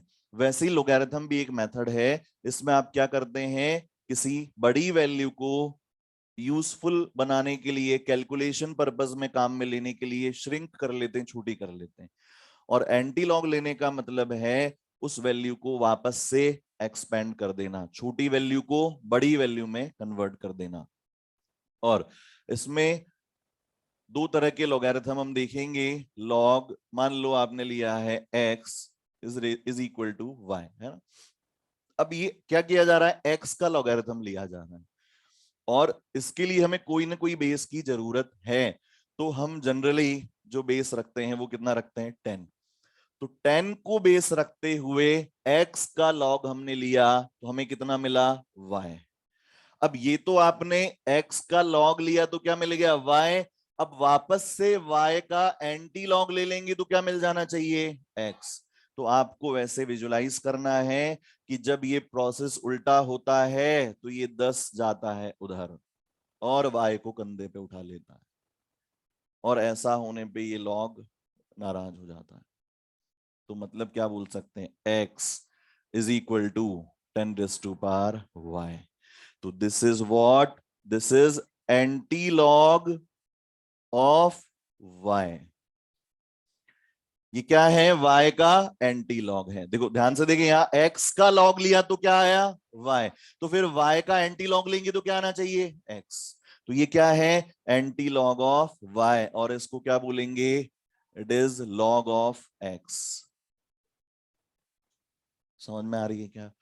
अब ये अगर समझ में आ गया है तो फिर ये भी समझ में आ जाएगा कि अगर बेस 10 नहीं है, कुछ और हो सकता है। जैसे मान लो हमने रखा x और बेस क्या ले लिया, e, और यहां पर क्या आ जाएगा, y। तो इस केस में ये क्या है, ये भी क्या है, it is log of x, लेकिन बेस क्या लिया गया है, e। और इसी से आप क्या करेंगे, तरीका वही रहेगा, क्या लिख देंगे, x is equal to E raise to power y, this is antilog y, antilog of y। अब आपस में चीजों को मिक्स नहीं करना है। कैसे, अगर बेस 10 दिया है तो सारा खेल 10 के टर्म्स में ही करना है, और अगर बेस e दिया है तो सारा खेल इसी टर्म्स में करना है। इसी को क्या लिखा जा सकता है, ln x भी लिखा जा सकता है। ln x का मतलब क्या हुआ, ऐसा लॉग जिसका बेस कितना है, e। तो ln x को मतलब क्या बोलेंगे, log x base e। Clear है क्या बात इतनी? तो ये लॉग दोनों तरीके के लॉग हैं, मोस्ट ऑफ द केसेस में वो काम में लेते हैं और कई जगह पे आपको ये दिया हुआ रहता है। और हम ये कह सकते हैं, आप ये लिख दें यहाँ पे log x raise to base 10, मतलब 10 को बेस लिया जाए। ln को लॉग में कन्वर्ट करने के लिए क्या किया जाता है? 2.303 से मल्टीप्लाई करते, तो हम ये कह सकते हैं 2.303 लॉग e और ये x। तो अगर आपको ये बेस चेंज करना है, e से किस में लाना है? 10 में लाना है। e से किस में लाना है? 10 में। ऐसा क्यों करेंगे हम? करना पड़ता है क्योंकि सारी वैल्यूज हमें किसके साथ याद है? बेस 10 के साथ याद है, ई के साथ कोई वैल्यू हमें याद नहीं है। तो जहां भी इस तरह से कुछ दिखेगा या ln x दिखेगा, उसको लॉग में बदलने के लिए क्या कर देंगे? 2.303 से मल्टीप्लाई कर देंगे। आसान है बात। और कुछ प्रॉपर्टीज हैं जो आपको याद होंगी, आपने यूज में ली थी, इक्वेशन किया था हमने, log A plus log B is equal to log A B. और क्या कह सकते हैं? Log A minus log B is equal to log A by B. और क्या कह सकते हैं? Log A raise to power X is equal to X log A. इतना तो कर लेंगे। लिख लो फटाफट से जो जो यूजफुल लग रहा है, वैसे तो सभी लग रहा है, फिर भी लिख लो। तो फिर आगे अब यूज में कैसे लेना है इसको, इंपॉर्टेंट पार्ट वो है।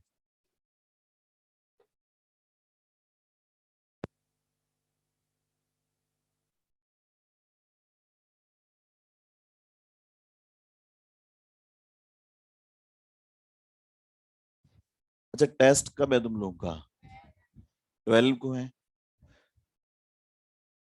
हाँ हाँ, बस सवाल मैंने किया, मेरे को करने दो, आगे कुछ बातें फिर पूछ लेना तुम भी।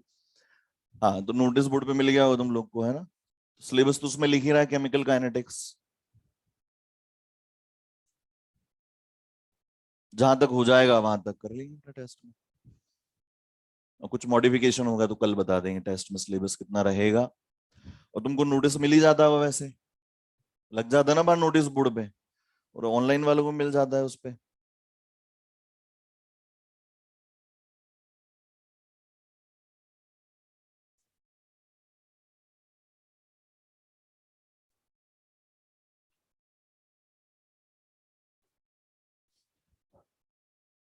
अच्छा, इन्वर्जन ऑफ केन शुगर वाली रिएक्शन चाहिए तो वो आपको वहां मिल जाएगी बेटा, मॉड्यूल में दी हुई रिएक्शन है ना, वहां से देख लेना। ये लिख लिया सब लोगों ने? लिखो फटाफट से।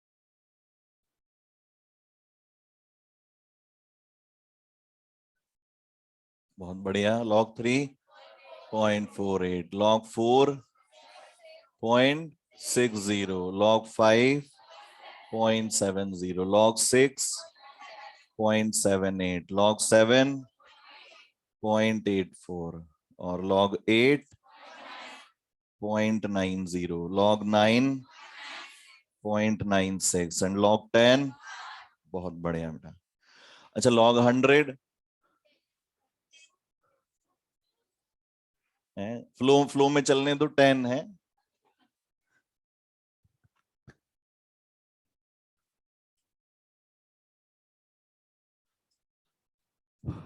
लिख लिया सब लोगों ने? हम तो अब इधर ध्यान देंगे बेटा, बिल्कुल कुछ भी नहीं लिखना है, और बहुत ज्यादा कंसंट्रेशन के साथ में समझना है। पानी बिल्कुल नहीं पियेंगे बेटा,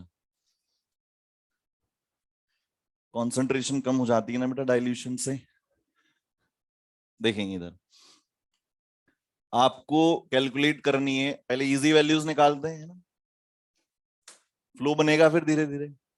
मान लो आपको निकालना है लॉग 15, अब log 15 को क्या लिखा जा सकता है? log 5 इंटू 3, 15 को 5 इंटू 3 लिख सकते हैं, और log a इंटू b मतलब log a plus log b, तो log 5 is 0.7, log 3 is 0.48, तो ये कितना आ जाएगा? 1.18।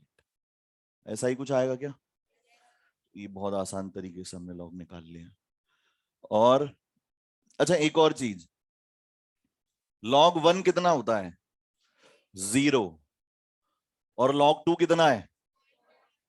मतलब 1 से 2 के बीच की जो भी वैल्यूज होंगी उनका log 0.00 से 0.30 के बीच में आएगा। अगर मान लो आपसे कहा जाए 1.1 का log निकालना है, तो ये तो हमें पता है कि log 1 कितना है? 0, और log 2 कितना है? 0.30, मतलब log 1.1 की वैल्यू कहां से कहां के बीच में आएगी? 0.00 से 0.30 के बीच में आएगी। अच्छा, 1 का log इन्होंने 0 बता दिया, मतलब 1 से छोटी वैल्यू अगर रहेगी तो उसका लॉग क्या आएगा? नेगेटिव आएगा। 1 से छोटी वैल्यू का लॉग नेगेटिव, और नेगेटिव वैल्यूज के लिए लॉगरिथम डिफाइंड नहीं है। नेगेटिव वैल्यूज के लिए लॉगरिथम डिफाइंड नहीं है। अगर आपसे कहा जाता है find log -5, it is absurd, ये नहीं निकाला जा सकता है। ठीक है, तो ये क्लियर हुआ। अच्छा, log 10 कितना आया था अपने पास में? 1 था। और अगर मान लो log 20 निकालना है, काफी सारे के तरीके हैं, 5 इंटू 4 कर दो, 2 इंटू 10 कर दो, है ना। तो हमने निकाला log 2 इंटू 10 कर दिया हमने, और इसको लिखा हमने log 2 प्लस log 10 लिख दिया। log 2 कितना है? 0.30, log 10 कितना है? 1, कितना मिल गया? 1.30। और ये तो हमें पता था कि थोड़ा बहुत अंदाजा था कि वैल्यू कहां पर आएगी। log 10 कितना है? 1। log 20 कितना है? 1.30। तो फिर ये वैल्यू जो है 15, क्या दोनों के बीच में है? 10 और 20 के बीच में 15 आता है क्या? तो log 10 कितना आया था? 1। log 20 कितना आया? 1.30। तो जो 15 है वो 1 के और 1.30 के बीच में कहीं आना चाहिए। तो आप चाहें तो अगर कैलकुलेट कर पा रहे हैं तो बहुत अच्छी बात है, 1.18 लिखें। अदरवाइज अगर आंसर नियर बाय है तो आप सीधा 1.15 भी यूज में ले सकते हैं। नहीं समझे बात को?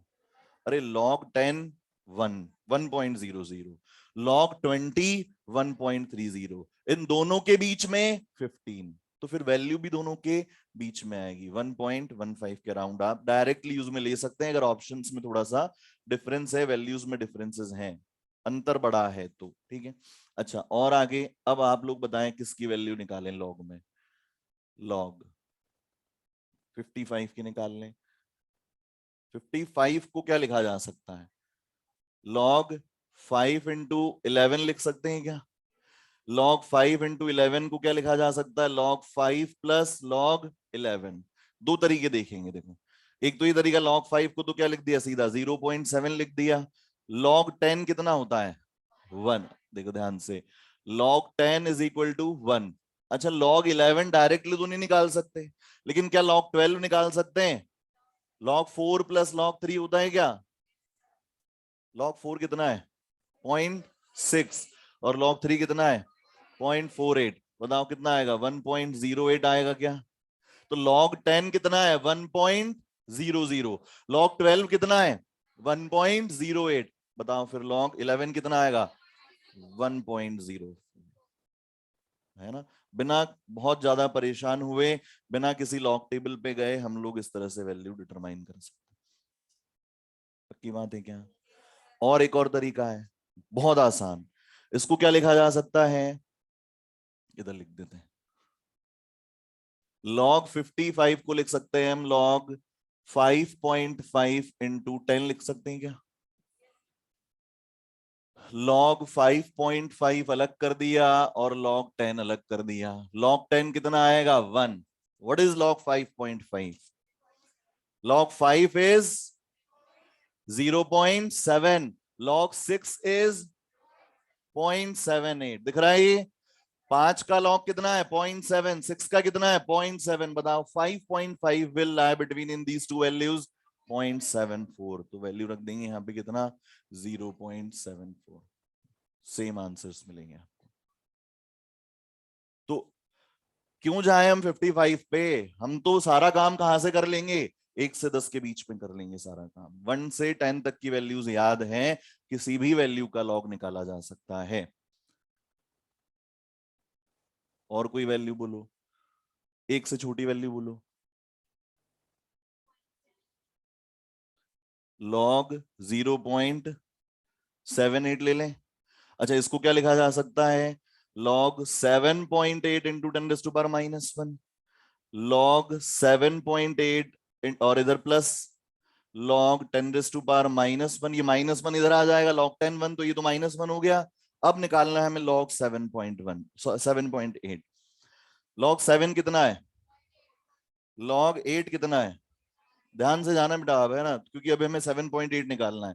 log 7 is 0.84, log 8 is 0.90। बताओ क्या log 7.5 कितना आएगा? 0.84 किसका log है? 7 का। 0.90 8 का। 7.5 का कितना आएगा? अरे दोनों का एवरेज आएगा। कितना आएगा? 0.87 आएगा क्या? तो बताओ, आपको मिल रहा है log 7.5 इज इक्वल टू 0.87, और log 8 कितना है? 0.90। बताओ 7.8 कितना आ जाएगा इन दोनों के बीच की वैल्यू? अब चाहो तो 0.88 ले लो या फिर 0.89 ले लो। 0.01 में कोई खास फर्क पड़ने वाला नहीं है, तो क्या ले लेंगे? 0.88। कहाँ गया, कहाँ सॉल्व कर रहे थे? इधर। 0.88। तो जो भी आपका आंसर आएगा वो किस साइन के साथ आएगा? नेगेटिव साइन के साथ। और ये तो हमें पता था, क्योंकि log 1 क्या है? 0, और 1 से छोटी वैल्यू का log क्या आएगा? नेगेटिव आएगा। क्या निकालने में? हमें निकाली ना वैल्यू। नेगेटिव वैल्यूज के लिए डिफाइंड नहीं है। 1 से छोटी मतलब पॉजिटिव वैल्यूज के लिए लॉग डिफाइंड है, चाहे वो ग्रेटर देन 1 हो या स्मॉलर देन 1 हो। नेगेटिव वैल्यूज के लिए लॉग डिफाइंड नहीं है। हाँ, 1 से छोटी वैल्यू का लॉग निकालेंगे तो वो क्या आएगा? नेगेटिव आएगा। समझ में आ गई क्या इतनी बात? और कोई एग्जांपल ले लें, बताओ। ये तो 15 का था, इजी था, मिटा सकते हैं इसको तो। बहुत बढ़िया। log 37। फरमाइश आई है बेटा पीछे बालकनी से, है। इसको लिख दें हम log 3.7 प्लस log 10। बताओ कोई दिक्कत है ऐसा करने में? log 3 कितना है? 0.48। log 4 कितना है? 0.60। तो बताओ log 3.5 को कितना लिखा जा सकता है? 0.54 लिख सकते हैं क्या? दोनों के बीच की वैल्यू 0.48 और 0.60 के बीच की वैल्यू कितनी आ जाएगी? 0.54। तो ये 0.54। हमें क्या निकालना है? 3.7। अब दो वैल्यूज मिल गई, log 3.5 मिल गया और log 4 कितना है? 0.60। बताओ कितना लिख दें 3.7 को? 0.57 लिख दिया जाए, तो यहाँ पे आ जाएगा 0.57 प्लस 1, तो ये 1.57। तो मोबाइल की या कैलकुलेटर के लॉग टेबल की जरूरत नहीं है, अगर वो अच्छे से याद है और उसको यूटिलाइज करना हम लोग अच्छे से सीख जाए। और कोई वैल्यू लग रही हो कि मुश्किल आएगी लॉग निकालने में?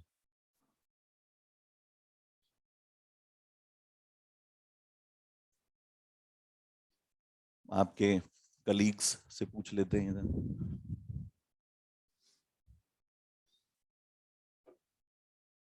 देखो फरमाइशें आ रही हैं इधर से भी। वंशिता बोलती है 67 का निकालो, 56 का निकालो, 29। बहुत बढ़िया।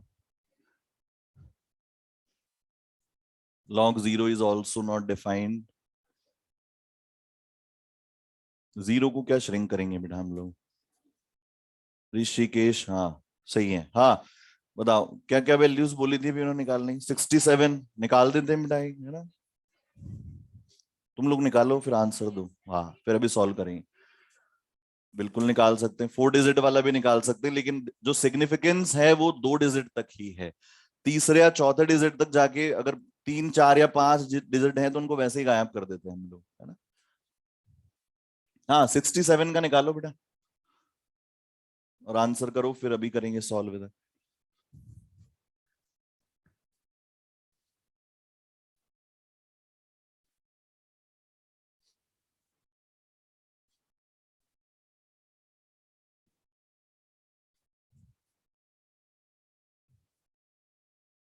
1.82, एक आंसर आया है 1.82, इसके अलावा यही आया है।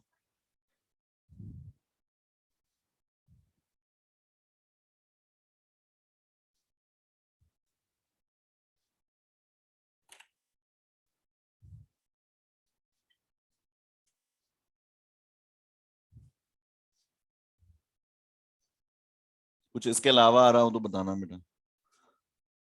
67 को क्या लिख सकते हैं, log 6.7 प्लस log 10 लिख दें।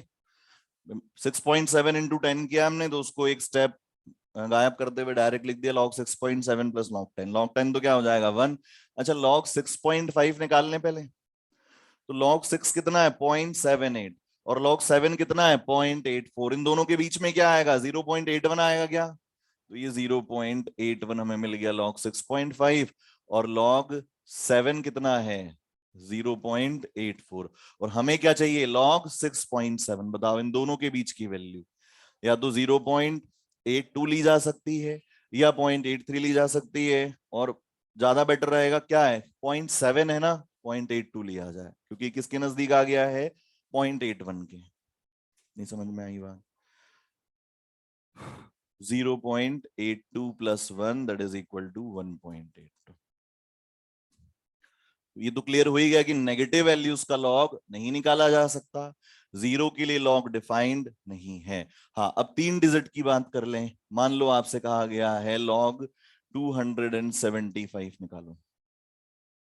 अब बेटा हमें बताएं कि हमें कहां तक वैल्यू जानी है, पहले तो इसको क्या लिख सकते हैं लॉग, हाँ जहां तक हमें पता है वहां तक ले आओ, आप घसीट के अपने लेवल पे ले आओ इसको। 2.75 प्लस लॉग 100, बस log 100 क्या आ जाएगा 2, कोई भी दिक्कत नहीं है। अब 2.75 में अगर आप 2.7 का भी निकाल पा रहे हैं तो भी ठीक है, 2.75 का निकाल पा रहे हैं तो भी ठीक है। अब 2.75 का log निकालने के लिए क्या चाहिए होगा, log 2.5 निकाल लो पहले। log 2 कितना है 0.30, log 3 कितना है 0.48, तो 0.39 हो जाएगा क्या, बोलो 0.30 प्लस 0.48 डिवाइडेड बाय 2 कर देना तुम, तो सीधा कितना आ जाएगा 0.39, और log 3 कितना है 0.48। बताओ अब इन दोनों के बीच की वैल्यू, कितने डिजिट्स आ रहे हैं 9 डिजिट्स आ रहे हैं क्या बीच में, 4.5 या 4 डिजिट्स ले लो, कितना आ जाएगा 0.435 ले लो, या 0.43 ले लो, या 0.44 ले लो। तो ये आप क्या ले लेंगे यहाँ पे 0.43 प्लस log 100, सो log 100 को क्या लिख दे डायरेक्टली 2, तो ये कितना आ जाएगा 2.43। अच्छा अंदाजा कैसे लगाया जा सकता है भाई, अगर मान लो डिफरेंसेस बहुत बड़े हों तो दिमाग कैसे क्लिक करना चाहिए, log 100 कितना होता है 2, log 1000 कितना है 3, मतलब 100 से लेके 1000 तक जितनी भी वैल्यूज हैं उन सभी का लॉगरिथम 2 से 3 के बीच में आएगा। log 100 is 2 and log 1000 is 3, मतलब 101 से लेकर 999 तक जो भी वैल्यूज हैं इनमें से किसी का भी लॉग निकालोगे तो वैल्यू कहां से कहां के बीच में लाया करेगी 2 से 3 के बीच में लाया करेगी। समझ में आ गई बात। अच्छा ये बात समझ में आ गई तो ये भी क्लियर हो गया होगा कि जो तीसरा डिजिट है वो कितना इनसिग्निफिकेंट है, क्योंकि वहां इनिशियली जब आप log 10 से 100 के बीच में जा रहे हैं, log 10 कितना है 1, log 100 कितना है 2, कितनी वैल्यू है एक वैल्यू है, कितने डिजिट्स के लिए 100 डिजिट्स के लिए ये एक वैल्यू डिवाइड हो रही है। नहीं समझे बात को, 1.01 1.02 इस तरह से 2 तक जा रहे हैं, बीच में कितने डिजिट्स है 100, तो 100 पॉसिबल वैल्यूज आ सकती हैं बीच में। और अगर जब 100 से लेके और 1000 तक जा रहे हैं तो 900 वैल्यूज हैं, वो कितनों में डिवाइड हो रही है, वो केवल एक वैल्यू जो है वो 900 में डिस्ट्रीब्यूट हो रही है, इसका मतलब वो और ज्यादा इनसिग्निफिकेंट हो गया। और अगर 1000 से लेके 10,000 तक जाएंगे 9,000 वैल्यूज हैं, 1000 का लॉग कितना है 3, 10,000 का लॉग कितना आएगा 4, तो 1000 से लेकर 10,000 तक जो भी वैल्यूज होंगी उन सभी का लॉगरिथम कहां लाया करेगा 3 से 4 के बीच में लाया करेगा। तो इसीलिए हमें तो कुछ नहीं पता, हमें तो सीधा पता है कि पॉइंट यहां ले आओ घुमा फिरा के, और उसके बाद सारा हमें खेल पता है क्या करना है। क्लियर है इतनी बात, कोई डाउट कोई कंफ्यूजन किसी तरीके का। निकाल सकते हैं ना। अब लॉग में अटकना नहीं चाहिए कि सर ये तो कर लिया, अब इसका लॉग नहीं निकल रहा अब हमसे, ऐसा नहीं होना चाहिए, है ना। उसके बाद एंटी लॉग पे आ जाते हैं बेटा।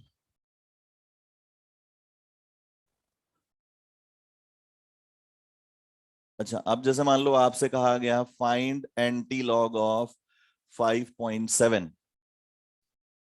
इजी से ही शुरू करेंगे, फिर बाद में ले जाएंगे मुश्किल पे।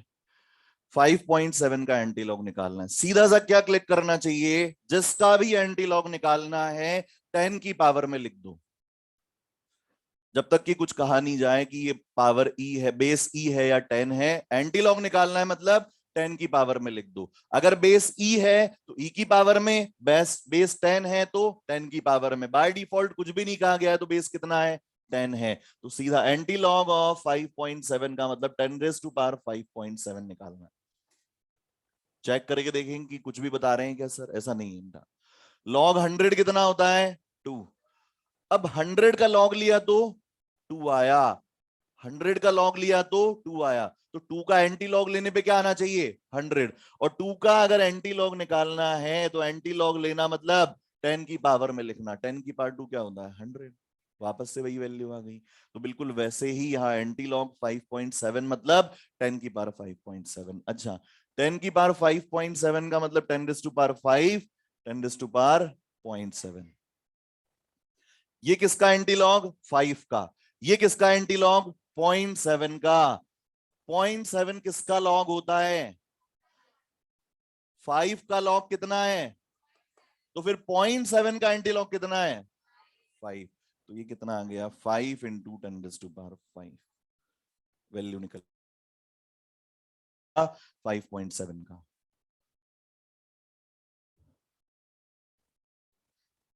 बहुत आसान सा ले लिया सर आपने तो, बिल्कुल है।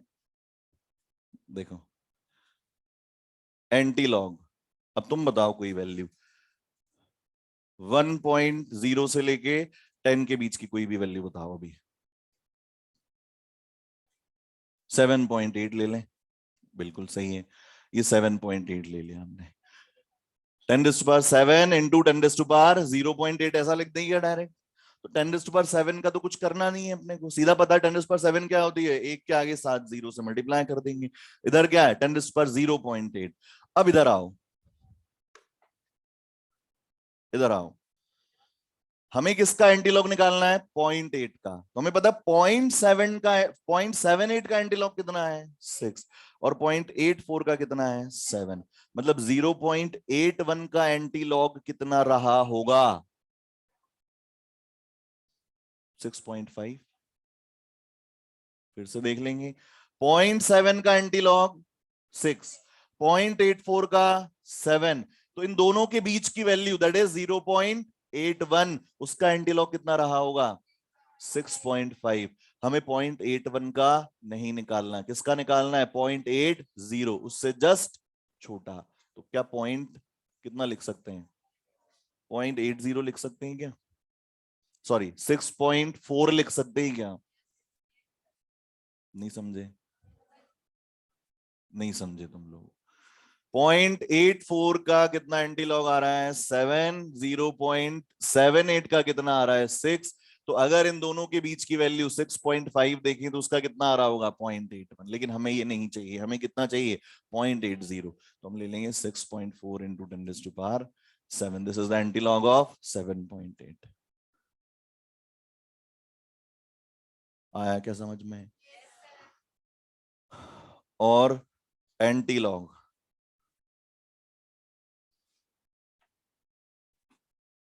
मान लो हमें दिया हुआ है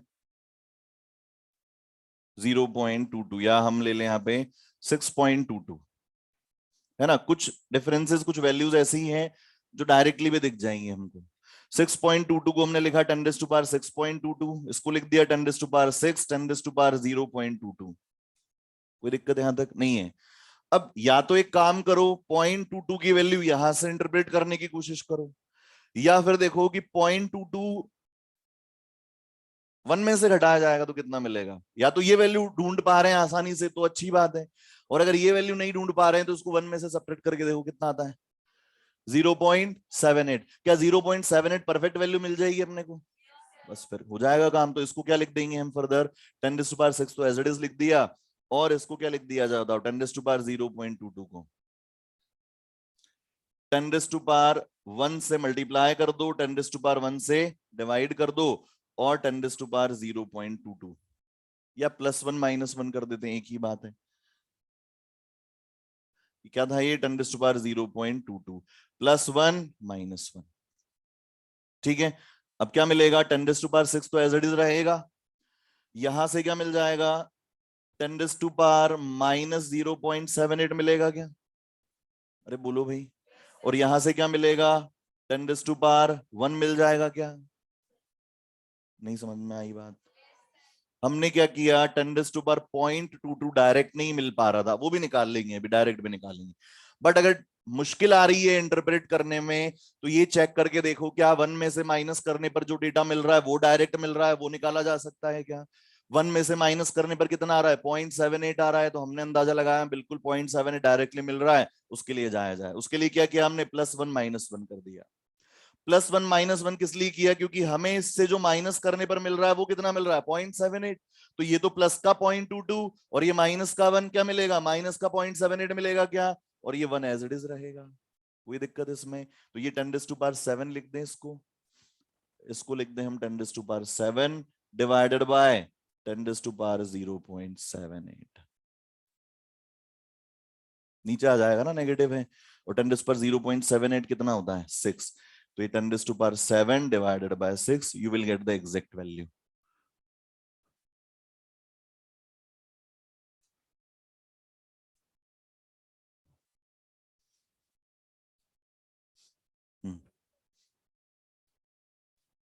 आप ऐसे करें बेटा, 10⁻6 को अलग कर दिया, 10⁻0.22, 10 से मल्टीप्लाई कर दें और 10 से डिवाइड कर दें, क्या कोई फर्क पड़ने वाला है, नहीं है। इस 10⁻1 को इसके साथ रखेंगे तो ऐड हो जाएगा ना, लेकिन हमें क्या करना है सब्ट्रैक्ट करना है, तो ये 10⁻1 ऊपर आएगा तो 10⁻−1 बनेगा, तो इसी को हमने लिखा 10⁻6, 10⁻0.22, 10⁻−1, 10⁻1, इनको तो क्लब कर दिया हमने, तो ये 10⁻7 बन गया, और इसको क्या कर दिया पावर में माइनस कर दिया, 10⁻0.78 बन गया विद द नेगेटिव साइन, और इसको नीचे ले गए 10⁻7 अपॉन 10⁻0.78, 0.78 कितना आ गया 6 का लॉग, तो 6 नीचे रख दिया हमने, तो ये 1 डिवाइडेड बाय 6 इंटू 10⁻7 जो भी वैल्यू आ रही है सॉल्व कर लेंगे, एग्जैक्ट आंसर मिल जाए। अभी भी नहीं आया, आ गया, अच्छी बात है, लिख लेंगे इसको। प्रैक्टिस कैसे करनी है आपको, अभी इसमें आगे नेगेटिव वैल्यूज के लिए भी अपन देखेंगे।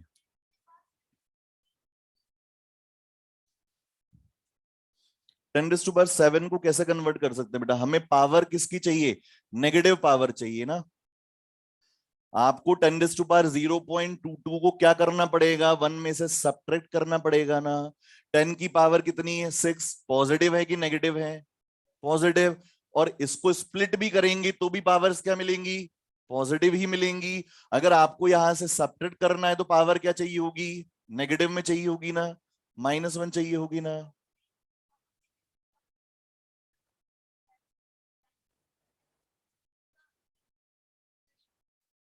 6 का एंटी लॉग कितना आएगा,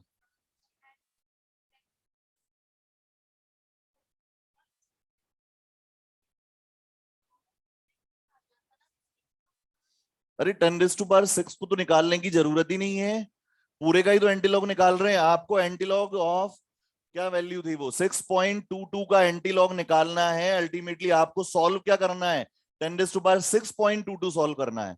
अब इसमें इसको सॉल्व करके जो भी आंसर आ रहा है that is the antilog of 6.22, that's it. अब 10⁻6.22 को क्या लिख सकते हैं, 10⁻6 अलग लिखा जा सकता है, 10⁻0.22 अलग लिखा जा सकता है। 10⁻6 को तो सॉल्व करने की जरूरत ही नहीं है बेटा। 10⁻6 का मतलब क्या है 1 उसके आगे 6 zeros, दैट इज 10⁻6। 2 का एंटीलॉग कितना आएगा, 100 का लॉग कितना होता है, 100 का लॉग कितना होता है 2, तो फिर 2 का एंटीलॉग, तो 2 का एंटीलॉग कैसे निकाला 10⁻² कर दिया ना, क्या कुछ एक्स्ट्रा करने की जरूरत है? एंटी लॉग ऑफ 2 करने का मतलब क्या है? 10⁻² को सॉल्व करना है, और 10⁻² हमें पता है इजीली, हम 10 × 10 कर देते, 100 मिल जाता है अपने। समझ में आ गई बात इतनी? बाकी बात अगली क्लास में करेंगे। तो इंटीग्रेटेड रेट एक्सप्रेशंस के पहले के जितने भी क्वेश्चंस हैं एक्सरसाइज 1 2 3 में और इलस्ट्रेशंस में, वो कर लाना है ना। और इस पे कुछ अभी नेगेटिव वैल्यूज का और कुछ और वैल्यूज का एंटीलॉग निकालना हमें सीखना है ना। तो बाकी बात अगली क्लास में करेंगे। Thank you.